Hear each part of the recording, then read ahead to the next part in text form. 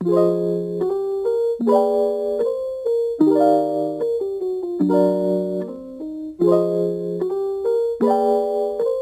guys, welcome to my YouTube channel. This is probably my first video, so if I make any mistake, please spare me.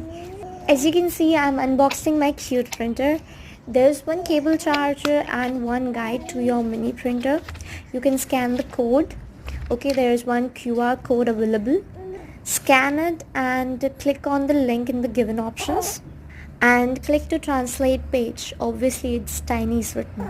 If you find this method very uncomfortable and inconvenient, then you can download the app from the Play Store, because I think it's the easiest method you can do.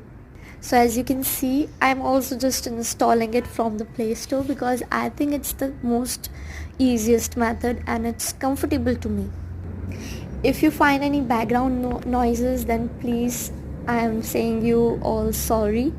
As I'm a beginner, I just can't fix it. Then I'm going to start my Bluetooth and connect both the devices. So I'm going to press the side button of my mini printer to activate my device so that it will be convenient for me and the pairing will be done. So you can see I'm now pairing my device. My device name is MX05. Then I'm going to open the app, click on picture print, then select the photo you like.